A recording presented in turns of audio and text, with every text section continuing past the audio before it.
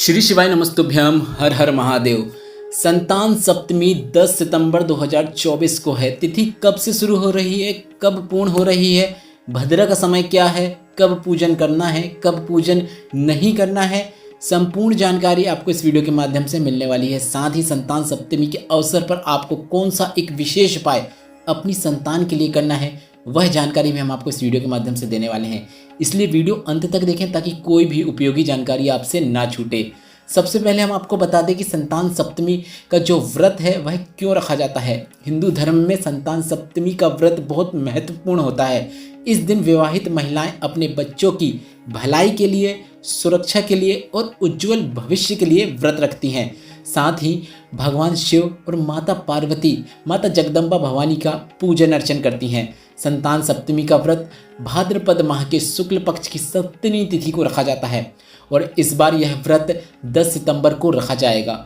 और इससे जुड़ी कुछ उपयोगी जानकारी हम आपको बता दें कि सबसे पहले आपको यह बता दें कि तिथि की शुरुआत कब से हो रही है और तिथि पूर्ण कब होगी।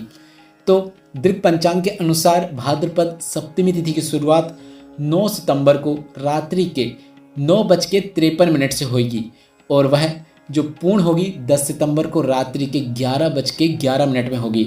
और पंचांग के अनुसार उदय तिथि के अनुसार 10 सितंबर 2024 को मंगलवार के दिन संतान सप्तमी का दिन है और पूजन का शुभ मुहूर्त है। इसलिए आप अगर व्रत रखना चाहते हैं तो आप 10 सितंबर को व्रत रख सकते हैं। अब हम आपको शॉर्ट में संतान सप्तमी की पूजन विधि बता देते हैं। संतान सप्तमी के दिन सुबह जल्दी उठकर स्नान करके इसके बाद हाथ में जल चावल लेकर पूजा का संकल्प लिया जाता है। घर में किसी स्थान में अच्छे से साफ सफाई करके उसके ऊपर पाटा रखकर लाल कपड़ा बिछाकर शिव जी की मूर्ति या फिर जो भी चित्र है या शिवलिंग है उसे स्थापित किया जाता है।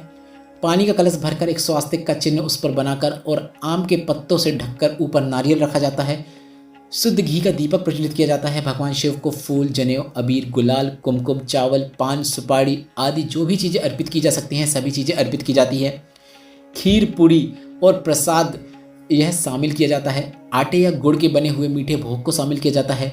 पूजा के बाद संतान सप्तमी का व्रत की कथा पढ़ी जाती है।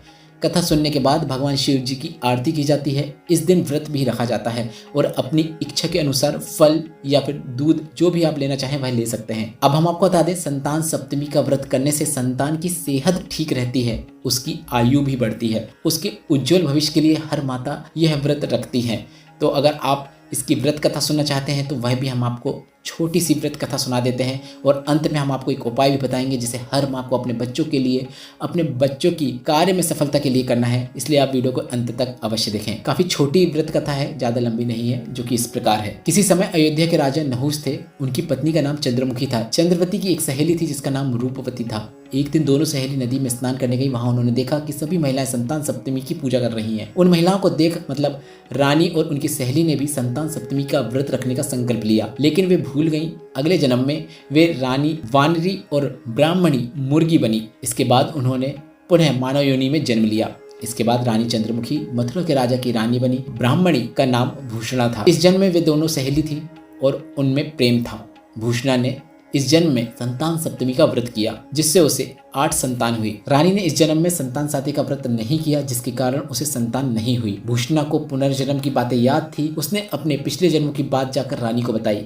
भूषणा की बात सुनकर रानी ने भी संतान सप्तमी का व्रत किया जिसके फलस्वरूप उसे कई योग्य संतानें मिली। इस कथा को सुने बिना यह व्रत पूर्ण नहीं माना जाता है। अब हम आपको गुरुजी पंडित प्रदीप मिश्रा जी का वह उपाय बता देते हैं जो कि गुरुजी ने सभी से करने को कहा है। संतान सप्तमी के दिन या फिर अपने बच्चे जिनकी किसी कार्य में सफलता प्राप्त कराना चाहते हैं, आप उन्हें उनके कार्यों में आगे बढ़ाना चाहते हैं या फिर उनके उज्जवल भविष्य के लिए, अब वह चाहे नौकरी हो, एग्जाम हो या व्यापार हो, उसमें उनके सफलता के लिए कोई सरल और आसान उपाय करना चाहते हैं तो आप इस दिन बेलपत्र के वृक्ष के नीचे जाकर साफ सफाई का कार्य करें। श्री शिवाय नमस्तुभ्यम या फिर नमः शिवाय या फिर ओम नमः शिवाय बोलते हुए बेलपत्र के वृक्ष के नीचे आप झाड़ू लगा के साफ सफाई कर सकते हैं। कंकड़ पत्थर को हटा सकते हैं और वहीं के नीचे की मिट्टी का उपयोग करते हुए एक गोल लिंग नुमा आकृति बनाते हुए 5 बेलपत्र अर्पित करते हुए श्री शिवाय नमस्तुभ्यम बोलते आप एक साथ भी 5 बेलपत्र अर्पित कर सकते हैं या फिर आप एक एक करके भी 5 बेलपत्र अर्पित कर सकते हैं। श्री शिवाय नमस्तुभ्यम, नमः शिवाय या फिर ओम नमः शिवाय बोलते हुए आप बेलपत्र को लिंगनुमा आकृति जो आपने बनाई है उस पर अर्पित कर सकते हैं। अगर बेलपत्र के वृक्ष के नीचे आपको पार्थिव शिवलिंग